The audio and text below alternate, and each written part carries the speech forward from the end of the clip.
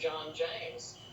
The same patterns fall there. We're still doing statistical analysis of that race, but the math just doesn't add up for anything. And we know Dominion has a long history of rigging elections. That's what it was created to do to begin with. We've introduced the affidavit of a person who worked with Maduro, a high-ranking military officer who saw it all happen and explained how it worked. And it's out for the public to see on my Twitter feed at Sidney Powell #1.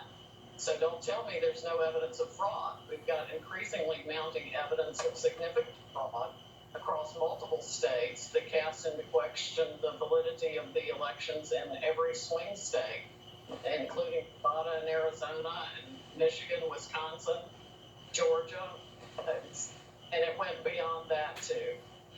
You know, regarding Dominion, you've raised this, and we saw the letter last night. People like Elizabeth Warren, Amy Klobuchar have raised significant concerns about Dominion.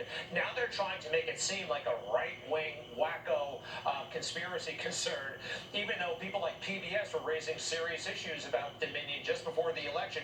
I heard you say today, Dominion, the software was actually designed to be hacked. And I'm looking at one of the agreements they had with the county of Santa Clara on, this is a contract between them and Dominion.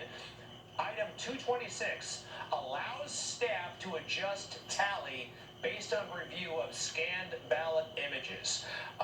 Look, you're the lawyer, I'm no tech expert, but that sounds very, very funky to me.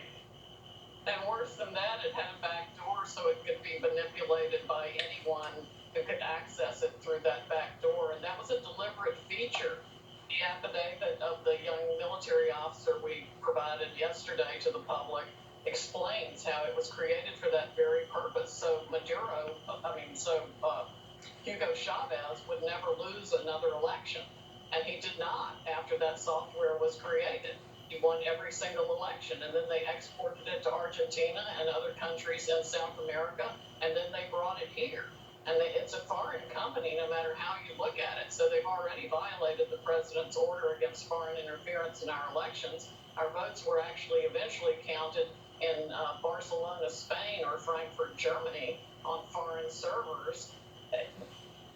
It's absolutely stunning. And what's really stunning is the effort that is being mounted against getting the truth out on this. But you have to realize that every tech company, every media company, every social media company, scads of globalist corporations have been doing business in countries with these dictators that have been installed through this rigged election system for decades. The corruption is actually worldwide.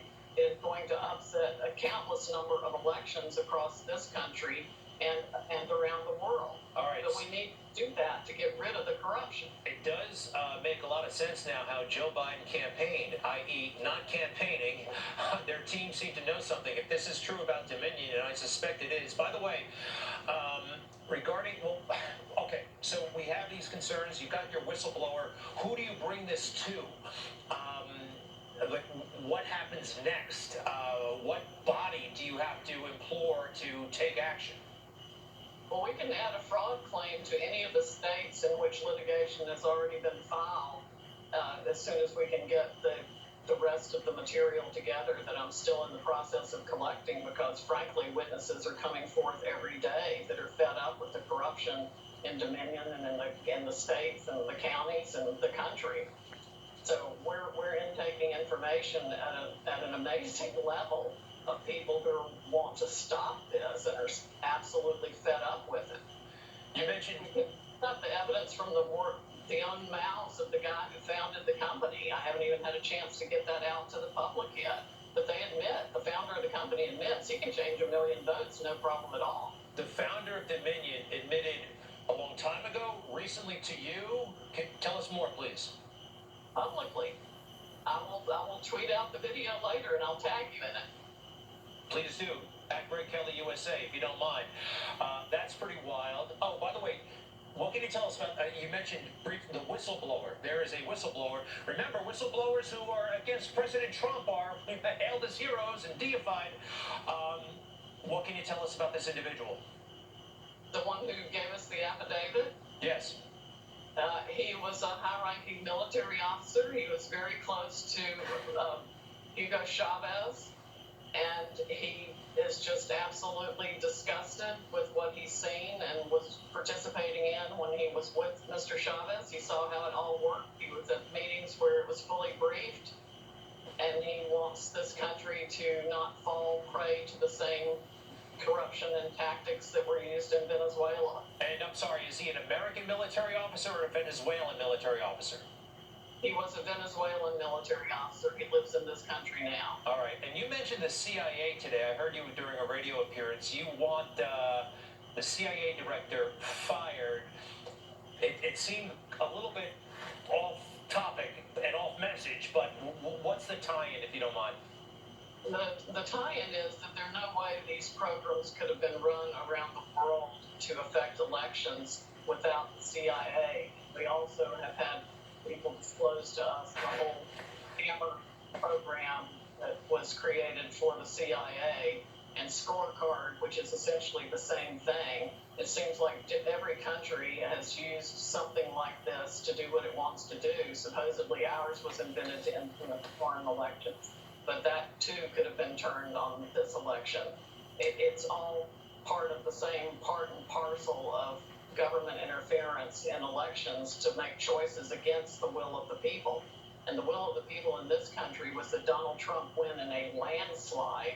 If we can get to the bottom of it, and I am determined to do that, I think we'll find he had at least 80 million votes.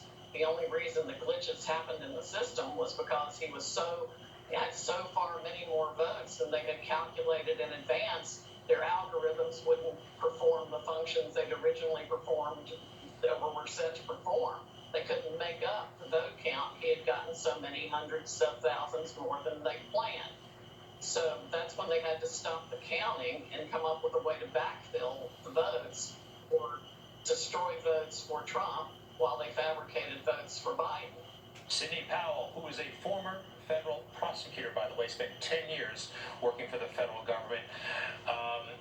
Good luck. And by the way, very quickly, you have evidence. It's coming in fast. There is a reason for not making it public, correct? I mean, you're going to have a hostile media picking it apart, possibly trying to destroy your case before you can even make it. Is that part of your thinking? Very briefly, if you don't mind. Well, not really. It's a matter of collecting it in the right form and format to be admissible. And we have witnesses that are scared. We have witnesses that are afraid for their lives, afraid for their family. Back in Venezuela, there are all kinds of concerns. People have been threatened, and it's very serious. We're talking about trillions of dollars of worldwide wealth here that was all corrupt. And every force in the world except 80 million voters, we the people, and my little team seem to be against us. Well, millions are praying for you and with you. And find her on Twitter. Least we can do. Sidney Powell 1, at Sidney Powell 1, the numeral 1. We appreciate it so much. Good luck, and please stay safe. Thank you, Greg. You too. All right, take care now.